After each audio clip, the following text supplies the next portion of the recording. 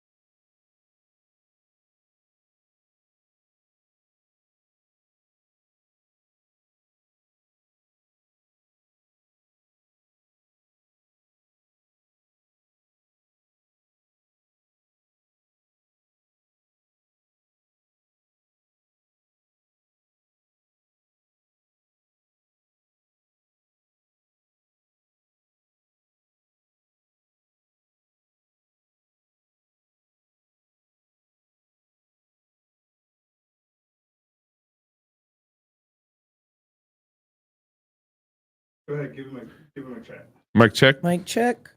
Can they hear us? Should they be able to hear us now? Yeah, they should. Okay. Can you hear Go us? ahead and let him hear. Great. Sorry about that, guys. Hang on. Reboot. I want my music. I just like starting off. There with you music. go. Hi, guys. Yes. We're Here. so good at this. Boom. Yes. There we I feel go. better. I think I saw Shirley on here. Hey, y'all. Hi, Shirley. Thanks for hanging on. We just had a little, we're in a studio. Technical difficulties happen, but thank you for hanging on and joining Waterbreak Yes, thanks for waiting for with us. Water Girl and Water Boy. You guys, some of you guys might have missed our introduction commercial. We have this really cool way we can insert commercials in the show. So make sure you join the club and support our work. Go to fightlabfeast.com for that. Also, we will be in Fort Worth, Texas. My wife, if the creek don't rise, should be with us at our conference, Prodigal America, in Fort Worth, Texas. And we do a pre-business conference as part of that. And that's Thursday. And then if you're interested in being a corporate partner, we do a corporate partner reception on Wednesday night. So would love to see you guys there. Sign up, email us if you have any questions at contact@fightlabfeast.com. And if you want to be in a conversation with me and Annie, you can email us specifically at wrenchmedia@gmail.com. If we haven't answered an email, don't worry, we'll get there. Sometimes it just takes a week or two because, we got life and kids and all that stuff. So. Oh, well, and with what we're talking about today, I've been emailed several times. Already. Okay, about so this subject. That's this right. subject. So we are answering an email today. Yeah. So the topic of today is how to make babies. Just kidding. Deja vu. It's actually pregnant women and health and fitness. We've gotten obviously tons of questions about that. Yes. And Annie's gotten millions of questions about that over the years. Oh yeah. And everything. But I'm a pretty good pro about this too. I've been around 3 pregnancies with you, and you've trained me well. You should. So. One of these times, we should just announce a topic, and then you should just. I should just handle it from do there. the whole hour. You guys, I used to teach. Pay money to listen to that. I used to teach basketball camps. I'm still a basketball coach, but I used to teach camps, and my favorite stretch was what I end up calling the Gabe stretch. Yes, I was like, it's the Gabe stretch, where all the kids just lay on the floor and then just spread their arms out and legs out and just lay there for. It's usually about 30 seconds. It's a good long stretch. I think the longer the better. Probably, the more effective the Gabe wrench stretches. It worked so well, and it's such a good it to some of my clients. feeling. They like it. Yeah. So we're going to talk about women, pregnancy, and health and fitness. And there's we could probably do 3, 4, 5 shows on this. Yeah. So there's a lot. We know if you have questions, again, wrenchmedia@gmail.com. If you have any questions, we'll either answer them in email or answer them on a future show coming up. But before we kind of get into the topic, Josiah actually has a question for you, baby. Yes. His wife Renee, spelled R-I-N-E. That's wonderful. He's asking for beginners. Where does Renee begin when any and all diets for her personally are here today and gone tomorrow? That's amazing question. And one of the reasons why we started Waterbreak is because we want Christians to be grounded in principle and not in fads when we think through these things. Yeah, it's so frustrating. Yeah, really good question. So short story, I would say, first off, we did an episode at the start. I can't remember which number it was, but it was titled something like, "Where do you even start?" So if you go back, Renee, to like episode 2 or episode 3, somewhere in there, you can re-listen to that one or listen to that one. And we just talk about kind of the exact thing, like, where do I even start to just move towards more health? And it's just basic things like unprocessing the food in your life, moving towards more protein. And then we give some, I think, at least good baseline practical tips beyond that. So I would listen to that. That's a great place to start. I would also listen to the episode we did on fad diets, because that will give you a lot of insights into kind of the pros of some of those diets as well as some of the cons. And I think we tried to give a very fair assessment of those. And then lastly, and I have plugged this book before, if you really want to deep dive, a book that I think is really one of the best out there right now, really laying out what good long-term nutrition is. I would look up the book The Way by Joel Green. It's fantastic. So he's not talking about Jesus. He's talking about food. The Way. Yes. Yeah. It's not. Yeah. Yeah. And I think you referencing our episode on fad diets. Yeah, was really good because we also made a lot of qualifications there. And keep listening because these things are going to keep coming up. You just can't, man. There's so many. You can't answer all the questions and angles in one episode. That's what I tell Gabe all the time. I'm just like, oh my gosh, there's so much I want to talk about in general, and even in just each episode. And it's just like, it's just going to take time. So keep listening. Listen to those 2 episodes and look up Joel Green. Look up the book, The Way. It's excellent. It's really, really good. So let's get in, and as you guys have questions, we go through. We'll try to pull them out and answer questions as we're going through here. But let's get into how do women get pregnant first? No, Number one, how are babies born? No. Where do women start? Where do pregnant women start with fitness and health? Okay, well, so first this is a huge question.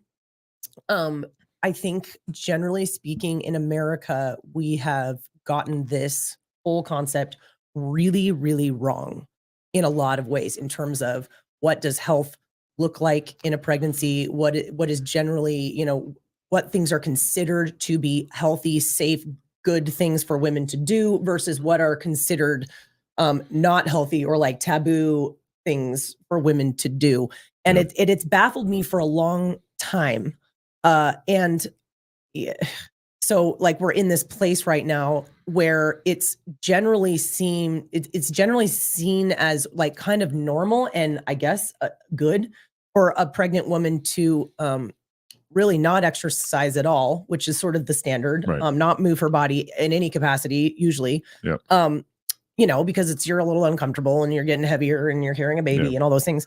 And isn't there also like tied to that, like you want to be careful, there could be some fear. There could be some fear there, and we can address that. I think that's less and less because I think it's been so debunked. Some of those crazy, like you can't get your heart rate over 100, or you can't lift more than 25 pounds, which is the weight of like a small toddler. Which you'll be carrying once it's born. Those are so outdated that I think the fear is less and less. Although there still could be some fear there, but more than anything, I think it's just what's culturally accepted. So it's like, don't be active, eat whatever you want, and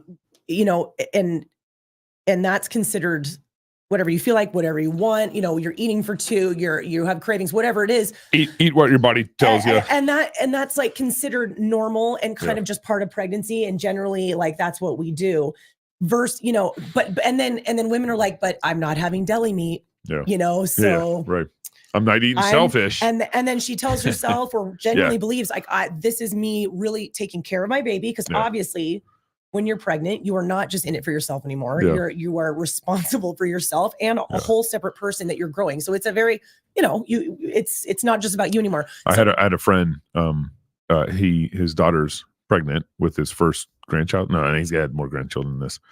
But her husband works in the dirt work, and she was out at one of his job sites and smelled the dirt and wanted to eat the dirt. Like it was like, oh, that's funny. It was she had like this craving. She's deficient in something. Yeah, she's craving dirt. Craving dirt. Don't eat dirt. That's a nutrient deficiency probably. We'll get to that too. Interesting. But anyway, so that's sort of like not being active, eating a lot of garbage, Big Macs because that's what you crave, whatever. And then, but being like, but I would never have a glass of wine and I would never eat deli meat because those are the things for whatever reason by us have been sanctioned as unsafe and irresponsible, which there's really not a lot of good science behind that. Versus, it's almost been, at least up till now, taboo to see a woman like in the gym while pregnant. And there's all these weird things that we just believe, like, oh, you have to eat way more than you were eating before. You have to eat this many carbohydrates. And a lot of it is not founded in good science at all. A lot of it's very outdated. And I just think we have it really backwards. So I want to have this conversation to be helpful, not to make anybody feel bad. I mean, there's a lot of things that I know now, even that back when, because it's been a while, like Cash, our baby he's going to be 10. He's almost 10. Almost so it's 10. Been basically 10 years since I had my last baby. And I did, obviously I'm big into fitness. So I did a great job staying very active. I was probably more active than the average woman, but that makes sense because I'm a more active. You ran half marathon. I didn't. You always say that. No, you did. You ran like some sort of marathon. I did not. It's just a story. You've I remember it that way, and I mean, I think whatever anybody walks away from the shows, that they should just know that you can have a glass of wine and you can work out. That's the biggie on the eye chart. You can do both things. Yeah, I didn't run. And you can do both at the same time. I was really active, but a lot of the more put it in your water bottle. A lot of the like nutritional stuff that I've learned. Some of the hormonal stuff. There's some of the more complex things that are going on in our bodies.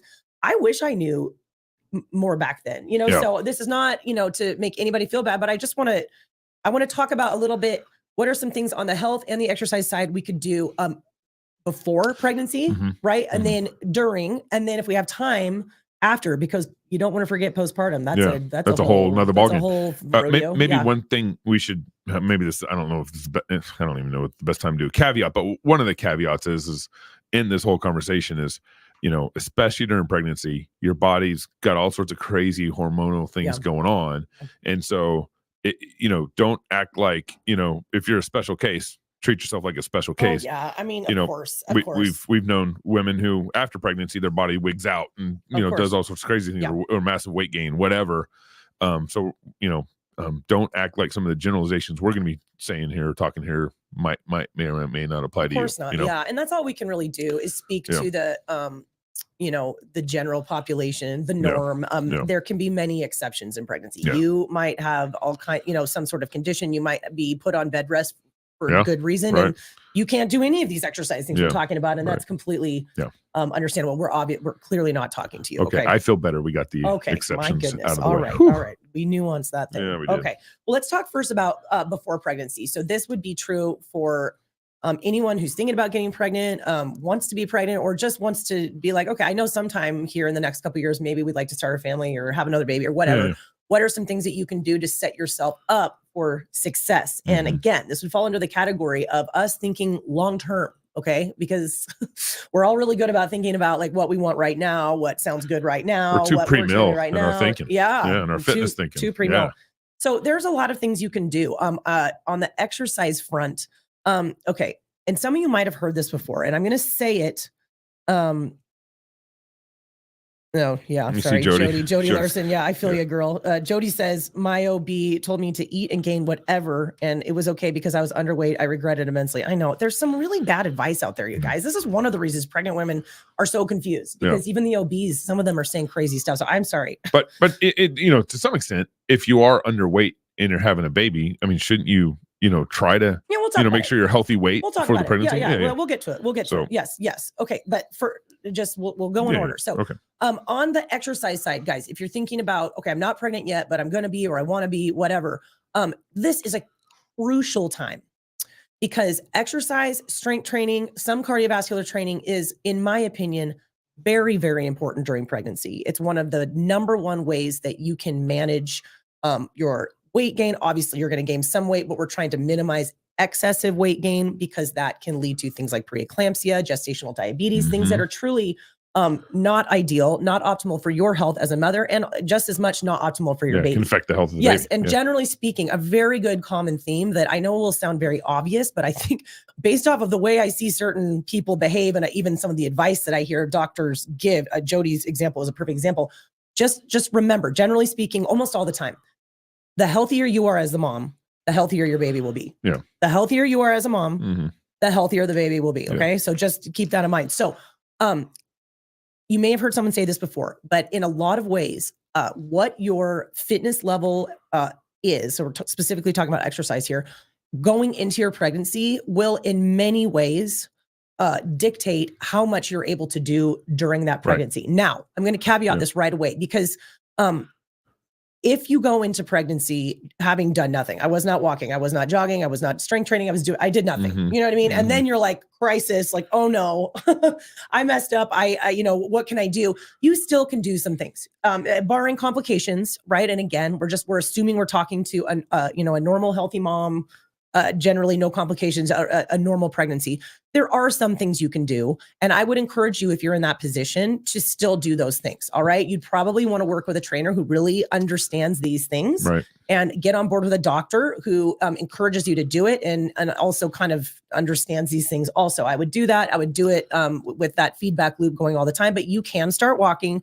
You can start light, gentle strength training. Yeah. You can do those things. Okay. So it's not like it's a death sentence and you just have to sit on your couch because you didn't do any prep before. However, if you are not back squatting your body weight before pregnancy, you will not begin back squatting your body weight once you get pregnant. It is a bad idea. Okay. It is a bad idea. And it is just not the time. And some women, and I'm really trying to star this because a lot of women who really take quite poor care of their body, something switches in their mind sometimes, not always, but sometimes when they realize that they're pregnant and they're taking care of another human being. Yep. And then they want to get healthy. And then they want to get healthy. And I mean, Like, you know, I get it. Like Yeah. you're just like, oh gosh, this matter. I don't want to get gestational diabetes. I Yeah. don't want to have a baby with a huge birth weight or problems because I'm treating my body like garbage. Yeah. So they're like, what can I do? So you can do some things, but you will be so much better off If if you're you doing it start beforehand. before. Yeah, Okay. right. And this really, generally speaking, you want, if you can, you want to go into pregnancy with good, number one, good habits.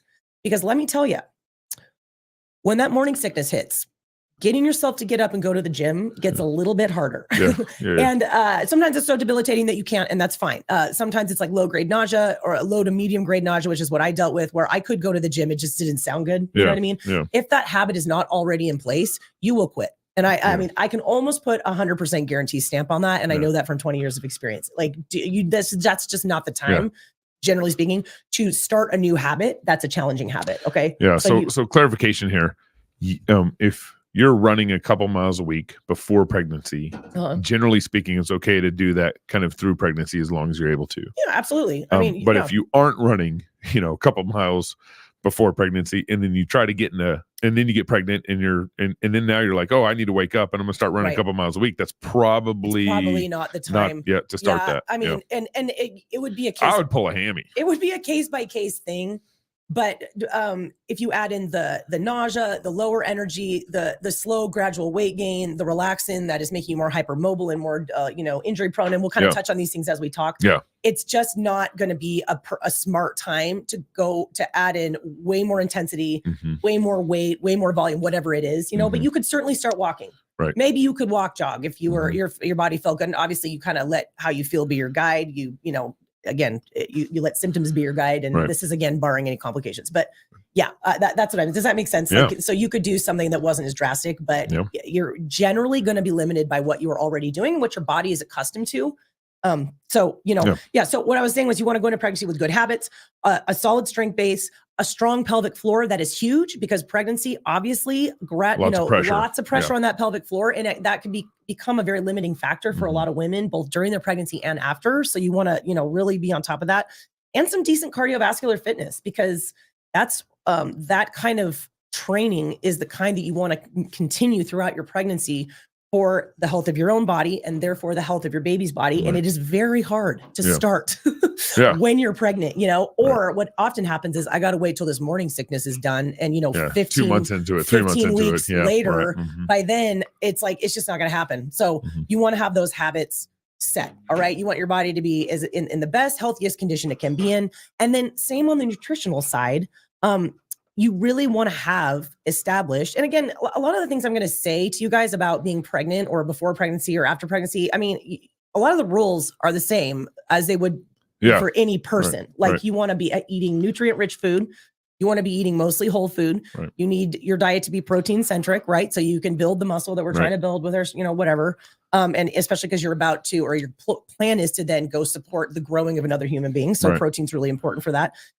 Just add here. I know this is kind of a bigger picture thing, but oftentimes what happens is a woman gets pregnant and then she's like, well, now I really can't work out now because I wasn't working out before. Now I really can't work out now. And then she has the baby, and then, sometimes a quick turnaround into another pregnancy. Yeah. Or let's say a mom has, 6 years of having kids, be about three kids, 4 kids, kind of thing, be long. And then she's like, okay, now I'm going to get my body back in shape. And at this point you need ab surgery or something, so kind of, thinking long-term about this will likely save you from surgery, give you probably a better experience of being pregnant. In the process. I don't know, every birth's different, so may or may not help you with your birth depending on the scenario, right? Overall, because you could end up in a C-section, whatever. Totally, that's true. But it'll help you, have a better experience during pregnancy, and then kind of what after, which what you were saying a little bit earlier, but afterwards, a better, what do you like recovery. Yeah, recovery. That was 100%. The word. Yeah. I would say that the fitter you are going into each pregnancy, not just your first one, but taking the time to pull your body back together in between each one, ladies. Hear me on that. Okay. Yep. Do not take that Your approach. recovery will women be do it all faster. the Right, time where it's right. like, well, I'm just going to get pregnant again and again and again, and I'll just get in shape at the end. Yep. That can be catastrophic. And it's Yep. hard because especially when you've had one baby and you're like, I know I'm going to have another one. Why am I doing this? You know, Right. I'm just going to do this all over again. And I know that it's Right. hard to take the time and put the effort in to rehab your abs, rehab your pelvic floor, but it is 100% worth it. Right. I do believe it helps often. And I've talked to several like nurses and midwives who have said, oh yeah, the women who exercise regularly handle birth markedly differently than women who don't. That's anecdotal, but I 100% believe it. It is true that every birth is different. Yeah. You could be someone who hasn't picked up a dumbbell in your life and just be like this birthing machine. Yeah. Just be like, I'm just really good at it. You know what I mean? You It just goes had great. a hiccup and the baby came Yeah, out, exactly. Or you could be like the fittest girl in all the land Right. and you have a horribly difficult labor. That can happen. And Right. some of those things are out of our control, but I would say there's even more of a correlation to your recovery with just where you were at going into pregnancy and what you decided to do during pregnancy. So that's a very good point. So just really one more touch on the before pregnancy part. We were talking about nutrition. So just the more whole food, nutrient rich diet you can have is going to, help your health in general, increase your odds of being able to get pregnant because that can be an issue for some people. And blood sugar regulation, is a huge issue with just being able to conceive. A lot of the root cause of a lot of issues, PCOS, a lot of other things that can cause women to not be able to have a baby is really due to blood sugar being way too high or unmanaged. So whether or not you are like, you have something like PCOS, something, diagnosed like that, you really should get some blood work done. I think it's a responsible thing to do. Right. Look at your B vitamin levels, look at your vitamin D, look at your insulin, because a lot of women, I think, I'm going to say a lot of things here that are science-based and a lot of things also that are just my opinion. A lot of women, I believe, go into pregnancy with poorly managed blood sugar or insulin and don't know it. And those are the ones that have a really rough time and or end up with gestational diabetes. And so sometimes it's like, it kind of feels out of the blue. Like, why do I have this? But it's because they were poorly regulating their insulin and blood sugar oftentimes, not always, but oftentimes beforehand, and they didn't know. So getting some some labs done, if there's some gaping holes, you can get to work on that because having managed blood sugar in particular is so important and so helpful going into pregnancy because, and we'll talk about a little bit about this more, the insulin and all the different changes that happen during pregnancy, it just becomes way more of a challenge because of some of the physiological things that happen during a pregnancy. So the more managed you can be in terms of your blood sugar going into it, the better. And I would also, if you're trying to get pregnant, get on a good prenatal. Then don't wait until you're pregnant. Okay. Just to cover all your nutrient bases because getting all the right nutrients for your baby is a really big deal. And just make sure that prenatal has folate in it, not folic acid. And I'll just say right here, Thorne, the brand Thorne makes an excellent one. There's other good ones out there too, but I'll just say that right now. Okay. That's a good thing to do ahead of time. Okay. So I think that's good. I'm sure they're covering any questions. Okay. So let's get into in pregnancy. Okay. You're pregnant, heat on the stick. Yay. It's positive. Baby's coming. On the exercise side, and we've already kind of hinted on this, you absolutely can and should, if you're able, exercise while pregnant. Okay. And again, if you have some contraindication, if your doctor's like, you can't, here's why, I don't know, placenta previa, something, listen to your doctor. I am not, I'm not talking to you, but most women are fairly healthy and go into pregnancy perfectly fine and perfectly capable of exercising in some capacity. Now, like we already said, a lot of what you're able to do and able to handle is going to be dictated by what you were doing before. So again, if you can, get on it, okay? But even if you weren't doing anything, you can start walking regularly. You can start a light, intelligent strength training routine. And again, get with a trainer or a program who knows what they're doing. And there's because really... last thing you want to do is like pull your back out while you're pregnant too. Yes, It's like, yes. if you aren't There's like things to watch getting out for. good consultation on this and you're just working your way into You're working just out. going for it. Yeah. You just need to, and I'll even touch on a couple of the things you want to watch out for with regards to exercise with pregnancy. But really, you guys, overall, so many benefits come from exercising while pregnant. I mean, it helps with your aches and your pains a lot of time. Just movement helps a lot. Keeping muscles, especially specific muscles, strong, like your glutes, your back muscles, because everything about pregnancy is like the perfect storm for joint pain because it pulls you forward for obvious reasons, like baby, nursing, everything. It's just, it pulls you forward. It's all here. Yeah. Yes. And so a lot of neck issues, a lot of back issues, and you're hypermobile. So you put those two things together. No wonder pregnant women are like, I hurt everywhere. My feet hurt, my knees, like everything hurts. If you're exercising smartly, you can really help yourself out with that and become, and like Gabe said, just enjoy your pregnancy a lot more and be a lot more of a functional mom while you're pregnant, because it's a really long time to just sort of sit out. You know what I mean? And like, if you have to, at least 9 months, not mention recovery, it's 40 weeks, on average. So like, we deal in the things that we can control. If God decides to give you twins and you end up on bed rest, you're on bed rest, and that's okay. And then you work with it, and that's fine, right? Well, we do whatever we need to do. But like, if you can help it, and you can be more functional and feel better and not be in pain all the time and not be able to lift anything because your muscles aren't strong enough, that would be great, right? Especially if this is not your first child, because it is not the same. Having your first kid, when you can just go sit down whenever you want because you don't have any other kids, you can go take a nap whenever you want. Right. When that second kid rolls around, it is a whole different game. Like you're still a parent. So this is really, really important. I mean, obviously exercise will help you manage your weight gain. And this, ladies, this is a big deal. I mean, a lot of, I'm not here to make anybody feel bad. I really am not. But a lot of women go into pregnancy overweight.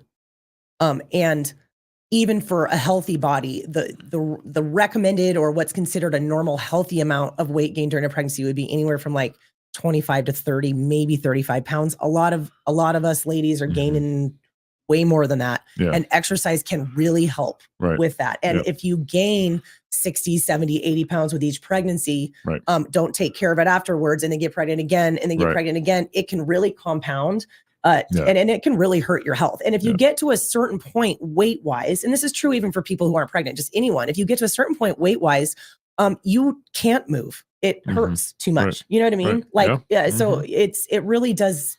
It's a big deal to try as best you can with reasonable things to keep your body at a healthy weight. And of course, in a pregnancy, you're going to be heavier than you are when you're not pregnant, obviously, but we want to try to manage that in a healthy way. And exercise is a great way to help that. Nutrition too, maybe even more, but exercise helps. And it will specifically help manage or prevent gestational diabetes and preeclampsia, which we just talked about. And Gabe, you already touched on this. It helps with labor and recovery and so many different things. And I just want to point this out also, ladies. Birth is an incredibly intense athletic event. I mean, that is the best way to look at it. And gentlemen, any of you who have witnessed a birth, seen a birth, I mean, been there for your kids' birth, you know this, okay? It is intense.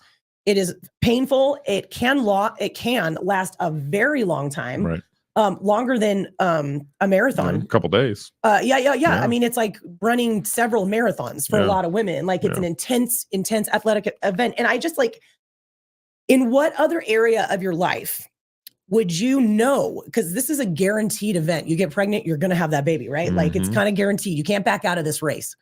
In what other area of your life would you sign up for, let's say, a marathon and just not train for it? And just be like, I'm just going to show up on race day. I'll eat a cookie and I'll just run. That's crazy, right? I mean, and there are people that do that and they're almost always full of regret and injury. So why would you not train wisely for this incredibly athletic event so that it goes the best possibly for you, which will then mean it's going the best possibly for your baby and also help you with your recovery, all the things. So, we just have so many disconnects. I just think it's weird. I mean, there's nothing unathletic or unsport-like about having a baby. It's incredibly, it's an incredibly big demand on your body. So training for it, I think, is wise and makes a lot of sense. Now, on that note, just really quick, some things, and we could probably do an entire episode, and I'm not opposed to it down the road, about exercise during pregnancy, because there's a lot of specifics. People tend to have a lot of questions, but I'll just hit the big ones that you want to watch out for.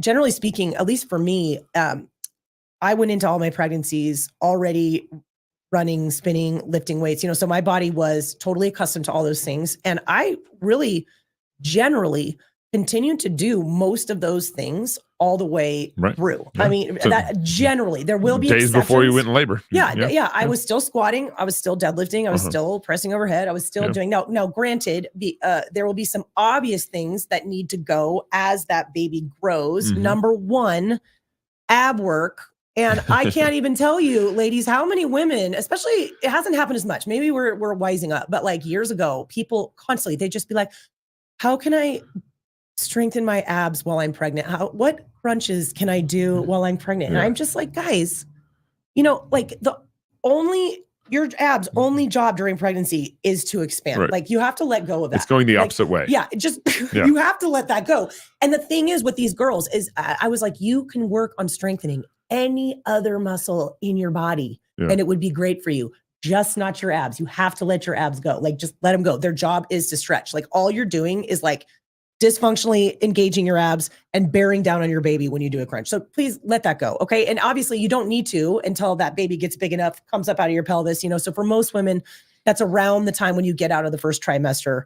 Usually there can be exceptions there. So ab work's got to go. Obviously also things where your belly is just mechanically in the way. So like a push up from the ground at a certain point, your belly's going to hit before your chest hits. So you're going to have to elevate or do something different, but those are pretty obvious. Beyond that, there's really not a lot you can't do. Barring injury, barring complication. Obviously, you listen to your body, you listen to your doctor, find a good doctor who is on board with you doing this stuff. If your doctor's like, oh, you shouldn't be doing that, find a new doctor.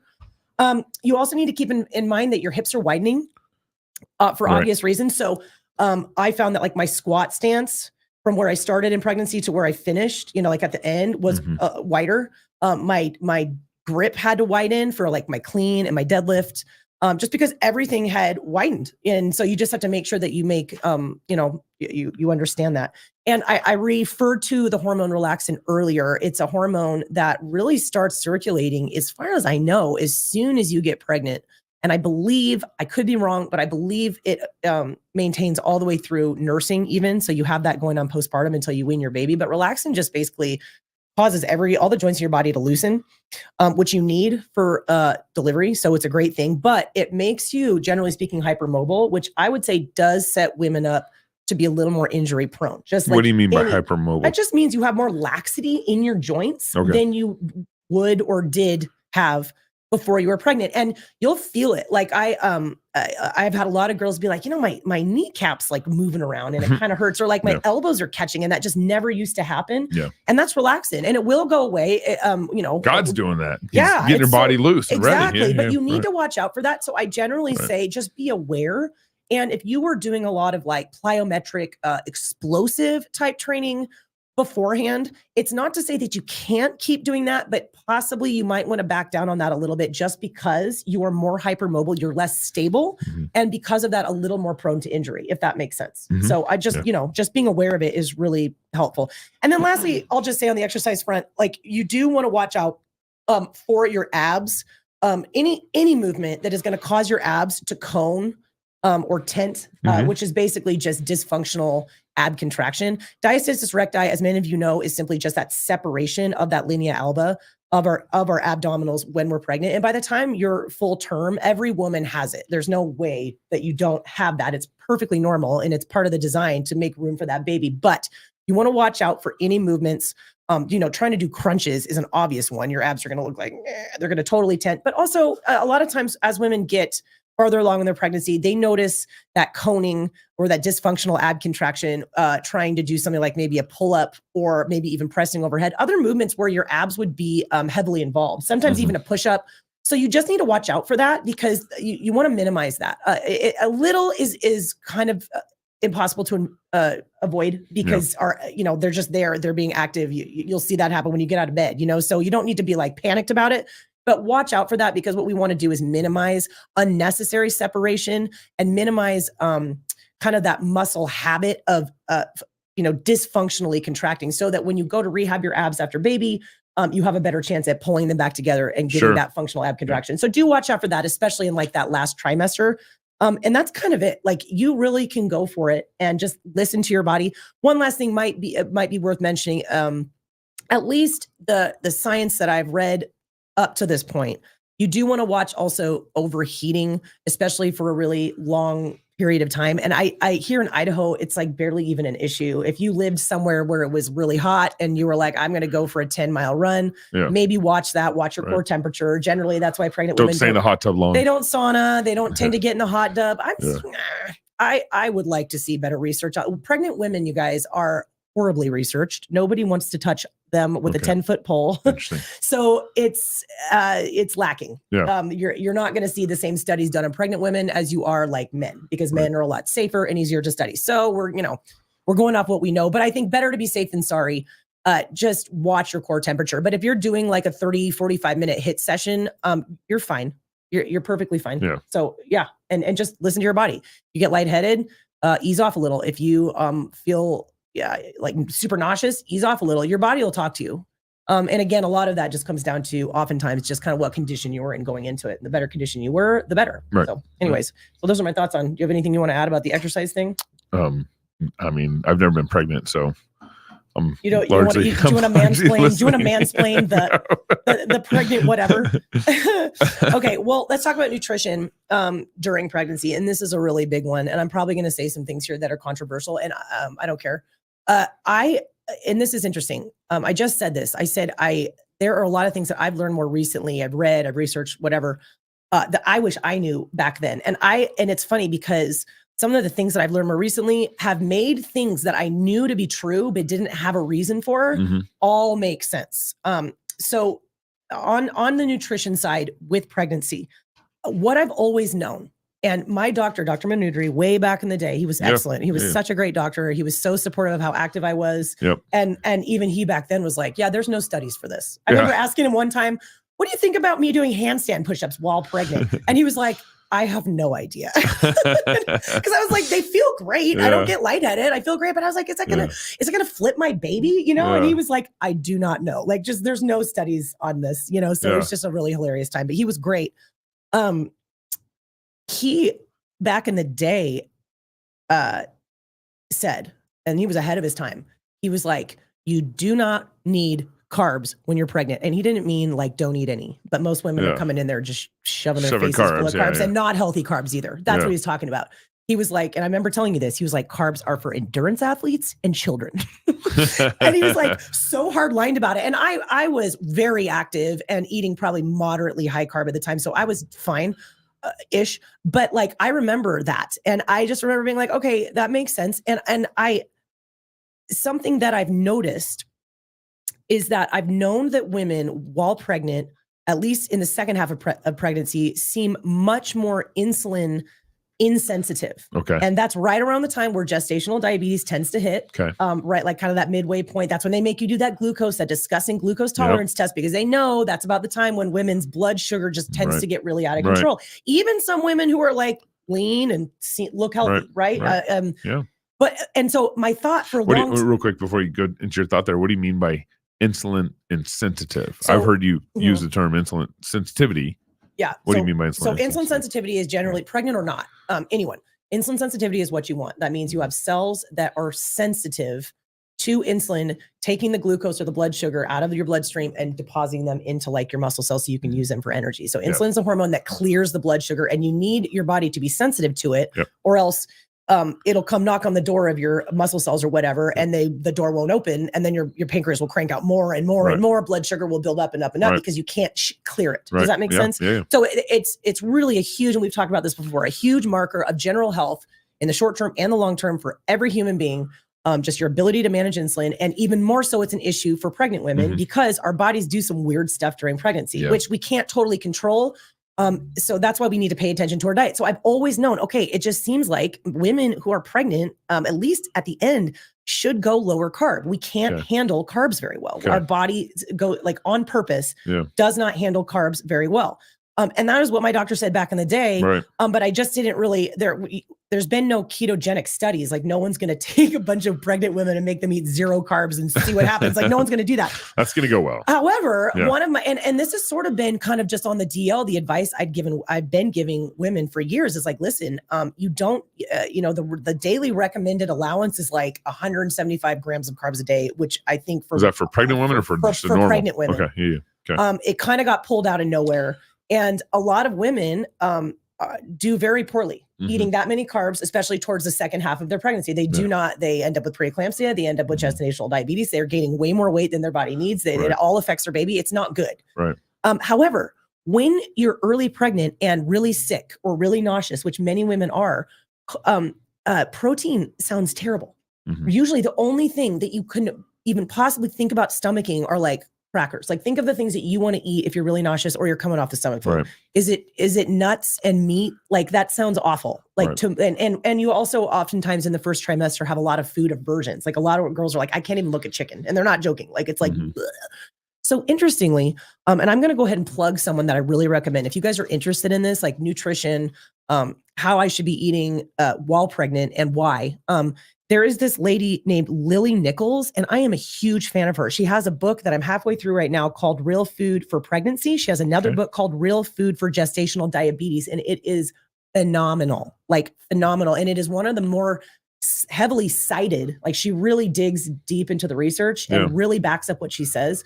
One of the most cited books I have seen on pregnancy. She is a registered dietitian, a nutritionist, and a diabetes educator. So if you just want to deep dive more, go look her up. Find a podcast she's on, find her website, anything. Her stuff is so good. And she broke, as more recently, it kind of helped me understand why both of those things are true. Right. And some of the things that she has referenced in her book is that when you're early pregnant, as soon as you get pregnant, your body actually starts producing a lot more insulin, like a lot more. Your pancreas just starts cranking insulin out. So women's blood sugar, because of that, because you have so much more insulin clearing blood sugar on the regular, women's blood sugar in at least the first trimester, actually trends lower. Wow. And that makes nausea make sense. Okay. It makes the reason that you are always wanting to snack to try to bring your blood sugar back up. And, nausea oftentimes is totally connected to blood sugar. I'm not saying it's the only thing. There's also some hormonal shifts that can happen that can totally add to the morning sickness, nausea, whatever as well. And she also said that they've seen that you are still more insulin sensitive at that time. So you can actually get away with eating more carbohydrates. Now, I would still claim that during pregnancy, the number one emphasis, no matter what you're eating or how much or whatever, you're eating real, whole, nutrient-dense food, because that is what your baby needs. Okay, your baby does not need a Big Mac. You might feel like having a Big Mac, but what your baby needs is nutrients. Okay, so like nutrient-dense whole food. So your chicken, or beef, whatever, any meat. Okay, any meat you can get down in the beginning. You can handle it more probably later. Eggs, good quality dairy, vegetables, fruit. That should be the staple of your diet. But I just thought, that is so cool that God created us that way, that when you're really sick and you're craving these kinds of food, you have the insulin sensitivity to kind of manage that. Like you can handle it and it's okay. So what I tell my ladies usually is, listen, we're trying to eat high protein. We're creating another human being. So if there's ever a time to eat high protein, it's pregnancy, but I completely understand. In that first trimester, if all you can get down are some crackers, fine. Do what you have to do. You're not ruining your baby. And you should, if you have been eating really nutrient dense leading up to your pregnancy, which you should have, we already talked about that. You've got some stores built up in your body. You can afford, and so can your baby, for you to not eat super nutritiously for several weeks because you're so sick out of your mind. And if you're not sick, if you're one of those lucky girls, bring on the protein there. Bring on the fruits and vegetables as best you can. And then as the pregnancy kind of moves on and you get past like around the halfway point, that's when our body starts to become very, very insulin insensitive. And that's when the gestational diabetes tends to show up. So it all makes a lot of sense. It seems to be just kind of just like a logical flow too of pregnancy, where you get pregnant and your body is basically reacting in such a way, or your insulin's reacting in such a way where it's better for you to eat a little more food at the beginning of that pregnancy than maybe towards the end of the pregnancy, right? I mean, so it's kind of like, I don't know if I'd say more or less. I think it's more like the types of food that you can handle. So maybe at the beginning of pregnancy, saying, okay, I need more carbs, and at the end of pregnancy, maybe I just need a little more meat or protein or something like that. I think that you do, and that's what I'm going to say. I'm really going to suggest that as you get closer to the second half of your pregnancy, specifically the third trimester, and what do you know? Usually, food aversions are gone by then. Not always. But usually you're not as nauseous. You don't have these food aversions. You don't need pickles and peanut butter. And you can eat meat. And I would say bring your carbs down a little. I'm not saying you need to be totally ketogenic. Yeah. I'm just saying bring them down because your body does not handle them well. And it's just like, you should eat as nutritive, high nutritive value food that you can possibly eat. Eat as unprocessed as you can. Prioritize your protein and keep your carbs moderate. And I think that is really one of the best recommendations for women. Now, again, You should be monitoring your blood sugar. Your doctor is usually doing that.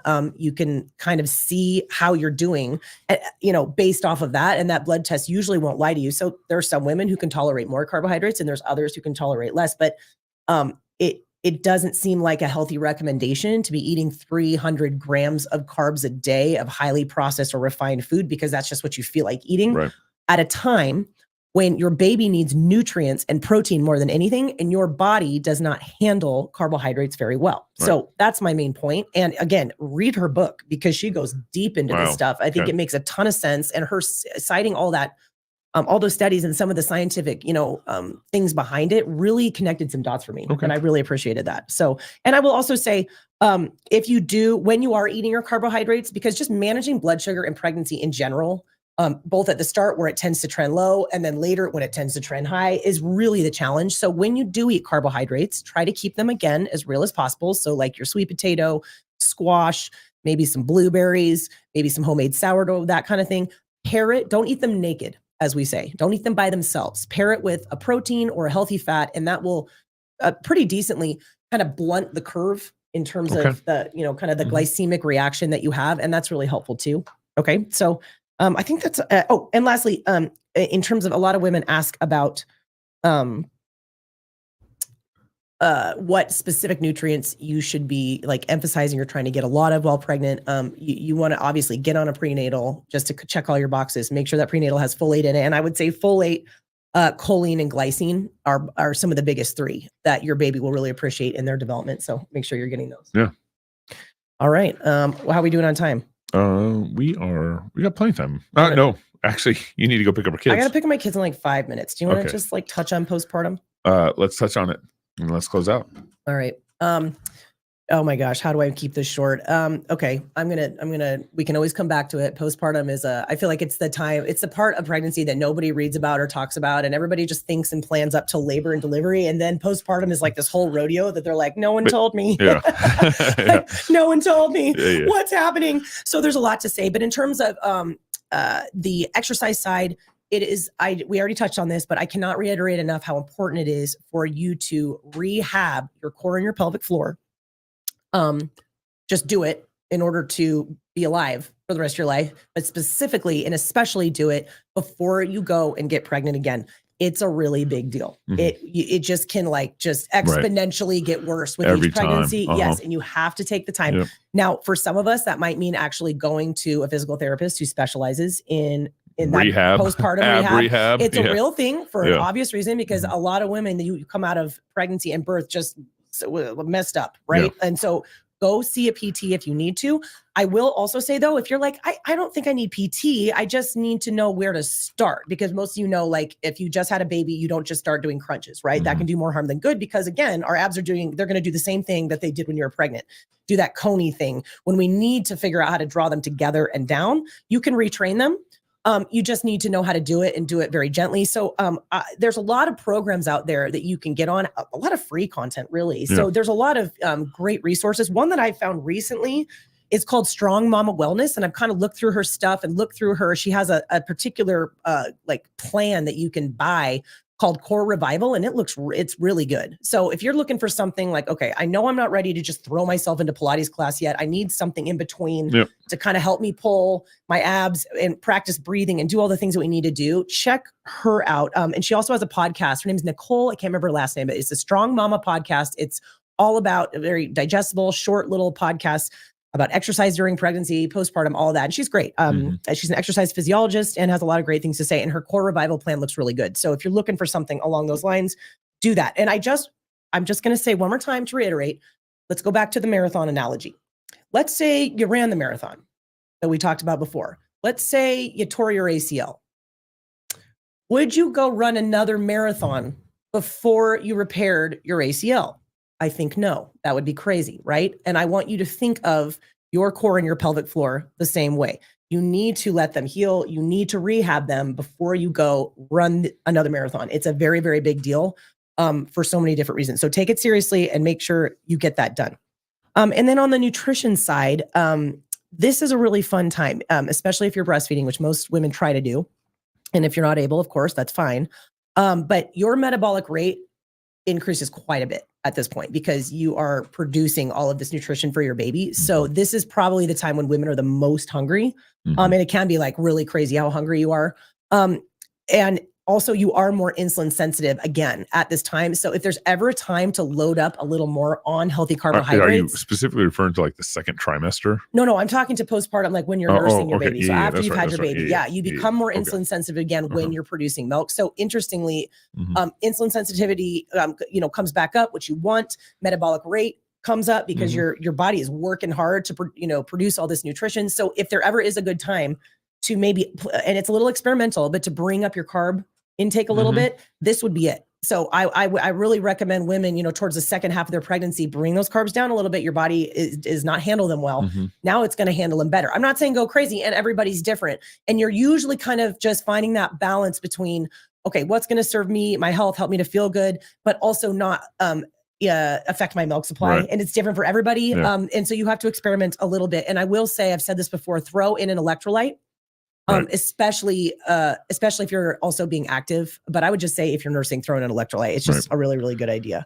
I mean, we could just leave it there. Okay. I think we can always come back to this, but yeah, good place to I stop have there. to pick up my children. Yeah. And if you guys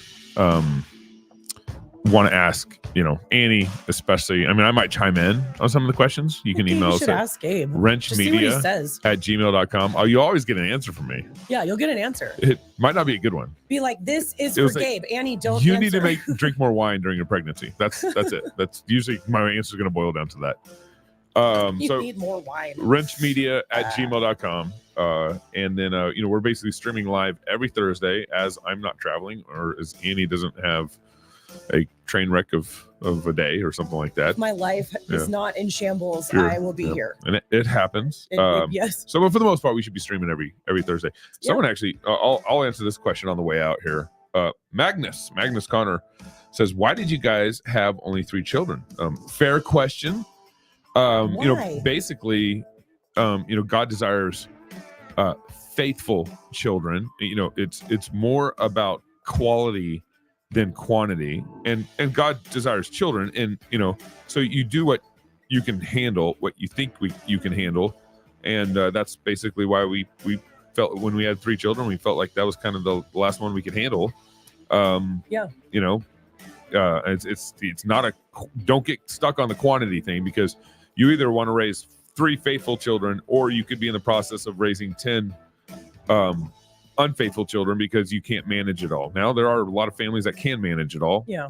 So this is not any shot across there at them. It's quality, not quantity. So there you go. Yep. Mr. F, Gabe, how's Knox's arm? Well, it's going to be imbalanced. The toning is going to be imbalanced if he doesn't switch the watches on either arm. This is from an earlier live stream. So there you go. Well, guys, thank you for tuning in to Waterbreak. We'll see you guys next Thursday about the 2:15 Pacific time slot. And of course, you can check out our show after we go live on our app and in the podcast. So if you don't catch it now, or you want to share it with your friends and tell them watch the show, and you can share it through our app or through the podcast, or it'll be finalized on YouTube. You can share a link on YouTube too and everything. So thank you for tuning in. Appreciate you guys. Yeah. My name is Joe Rigney, Fellow of Theology at New St. Andrews College. The Bible tells us that there are 2 fundamental ways to live: the way of the righteous and the way of the wicked, the way of the wise and the way of the fool, God's way and the world's way. And every one of us must choose which way to follow, which way to live. We make this choice every day of our lives. This summer at the Called Conference in Moscow, Idaho, I want to clarify this choice for you. Using the first chapter of the book of Romans, we'll explore the 2 ways in terms of worship and glory, in terms of manhood, womanhood, sexuality, and in terms of our relationships with other people. The wrath of God is revealed against all ungodliness and unrighteousness of men, who by their unrighteousness suppress the truth. And the pleasure of God is revealed upon all godliness and righteousness of men, who by their righteousness celebrate the truth. The choice of ways is before you. I hope to see you there.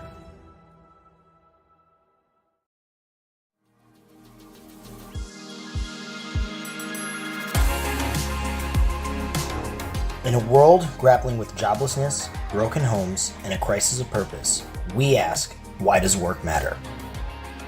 There are 1,000 answers to that. The one I like is that work makes us like God. Well, because God works.